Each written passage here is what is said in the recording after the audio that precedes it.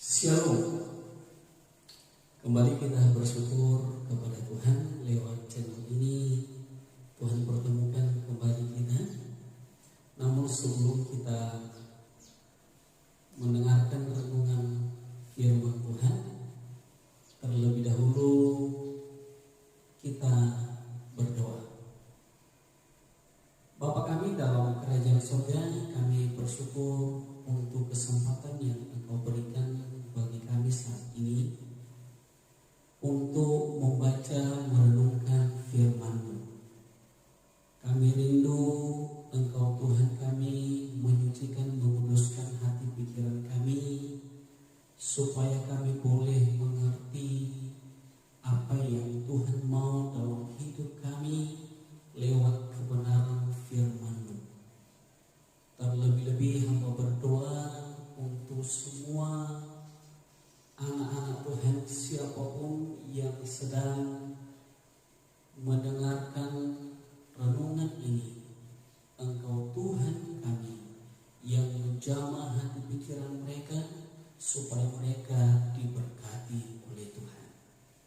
Ke dalam tangan-Mu hamba serahkan jam renungan ini. Dalam nama Tuhan Yesus hamba berdoa. Amin. Sekali lagi saya sapa kita, Shalom. Bapak Ibu, teman-teman yang saya kasihi dalam nama Tuhan kita Yesus Kristus, kembali saya menyampaikan firman Tuhan kepada kita yang terambil dari Wahyu pasal 2 ayat 8 sampai ayatnya yang ke-10. Firman Tuhan berkata demikian. Kepada jemaat di Smyrna, ayat yang ke-8, dan tuliskanlah kepada malaikat jemaat di Smyrna, inilah firman dari yang awal dan yang akhir, yang telah mati dan hidup kembali. Aku tahu kesusahanmu dan kemiskinanmu, namun engkau kaya, dan fitnah mereka yang menyebut dirinya orang Yahudi, tetapi yang sebenarnya tidak demikian. Sebaliknya mereka adalah jemaah iblis. Jangan takut terhadap apa yang harus engkau derita. Sesungguhnya iblis akan melemparkan beberapa orang dari antaramu ke dalam penjara, supaya kamu dicobai dan kamu akan beroleh kesusahan selama 10 hari. Hendaklah engkau setia sampai mati, dan aku akan mengaruniakan kepadamu mahkota kehidupan. Amin. Bapak Ibu yang saya kasihi dalam nama Tuhan kita Yesus Kristus, mulai dari channel tentang mengenal Allah part 1, part 2, saya membahas di situ bagaimana pentingnya kita sebagai anak-anak Tuhan harus mengenal Tuhan dengan sungguh-sungguh. Maka itu juga yang saya sampaikan kembali kepada kita hari ini, bahwa begitu pentingnya pengenalan akan Tuhan itu. Karena pengenalan akan Tuhan itu menentukan sikap kita untuk mencari dan menyenangkannya. Dari bagian firman Tuhan ini, saya menemukan ada 3 mengapa kita harus mengenal Tuhan lebih dalam lagi. Yang pertama, kita harus tahu bahwa Tuhan yang kita sembah dan yang kita imani itu adalah Tuhan yang hidup. Ada banyak orang sekarang mengatakan bahwa orang Kristen itu mereka menyembah Tuhan yang mati. Saya mau katakan kepada kita bahwa Tuhan yang kita sembah itu adalah Tuhan yang hidup, bukan Tuhan yang mati. Ayat yang ke-8, inilah firman dari yang awal dan yang akhir, yang telah mati dan yang hidup kembali. Memang benar, Ia mati dan kematiannya itu untuk menyelamatkan kita dari dosa. Tetapi ingat bahwa pada hari yang ketiga ia bangkit kembali. Itu artinya apa? Itu menunjukkan bahwa dia adalah Tuhan. Itu menunjukkan bahwa ia bukan berasal dari dunia ini, tetapi ia berasal dari surga. Ia hidup kembali. Tuhan kita adalah Tuhan yang hidup. Itulah hebatnya kekristenan itu ya. Luar biasa sekali. Tidak ada orang yang mati kembali hidup lagi. Ada itu. Itu mati suri namanya. Biasanya orang mati itu dikubur ya mati, kembali ke tanah. Kenapa? Memang kita berasal dari debu tanah. Tetapi Tuhan kita ketika ia dikuburkan pada hari ketiga ia bangkit. Itu menunjukkan bahwa dia adalah benar-benar Tuhan. Maka Tuhan kita adalah Tuhan yang hidup.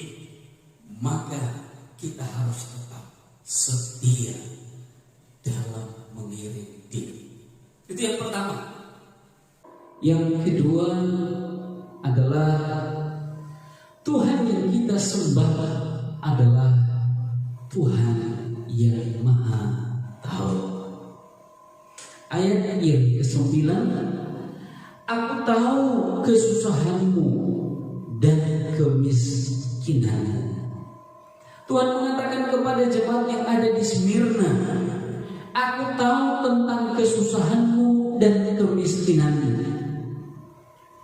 Keadaan jemaat di Smyrna memang kalau kita membaca keseluruhan dijelaskan di sana bahwa mereka memang sedang mengalami penderitaan, tidak hanya secara ekonomi, tetapi banyak tekanan-tekanan yang mereka alami dalam hidup mereka.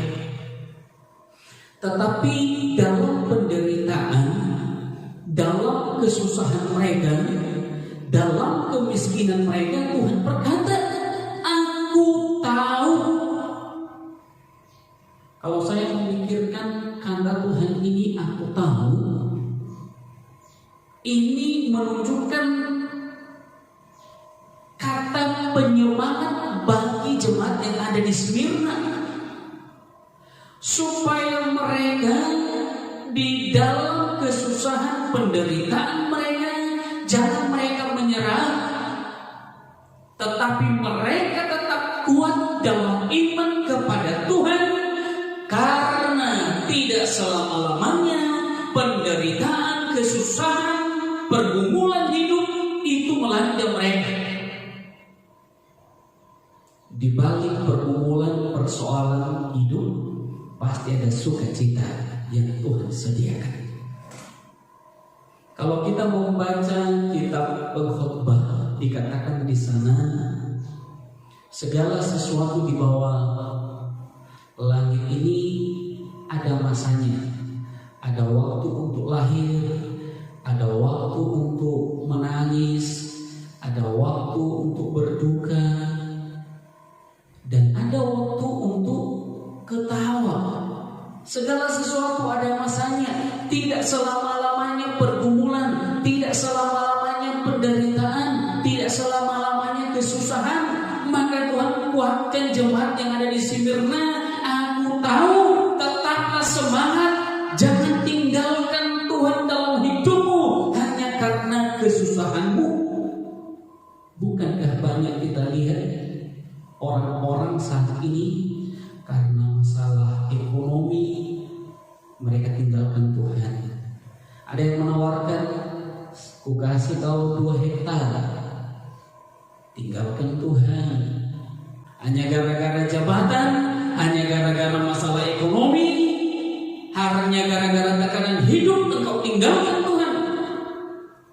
Tuhan ingatkan kepada kita lewat channel ini, lewat firman Tuhan, aku tahu kesusahan dan kemiskinan. Artinya, mari kita tetap tetap semangat, kuat di dalam iman kepada Tuhan. Karena Tuhan kita adalah Tuhan yang Maha Tahu. Kalau saya istilahkan, Dia adalah CCTV yang tak pernah mati. Ya, CCTV itu tahu apa yang terjadi. Ya, walaupun nggak ada orang di sana, tapi CCTV itu dipasang di mana itu, ya langsung pasti terekam saja. Oleh sebab itu, jangan pernah tinggalkan Tuhan dalam hidup ini hanya karena kesusahan hidup ini. Mari tetap semangat, tetap kuat di dalam Tuhan, dalam tekanan-tekanan yang kita hadapi, dalam pergumulan persoalan yang sedang terjadi, dan mungkin juga yang sedang menyaksikan sekarang ini ada berbagai persoalan pergumulan yang sedang terjadi. Saya mau katakan, jangan pernah tinggalkan Tuhan, tetap semangat. Tuhan tahu apa yang terbaik untukmu saat ini. Yang ketiga yang mau saya sampaikan dari bagian firman Tuhan ini adalah Tuhan yang kita sembah adalah Tuhan yang memberikan jaminan kepada kita. Ayatnya yang ke-10 bagian yang terakhir. Hendaklah engkau setia sampai mati, dan aku akan mengaruniakan kepadamu mahkota kehidupan. Janji Tuhan adalah ya dan amin. Tak pernah ada janji Tuhan yang gagal. Janji Tuhan itu akan terjadi.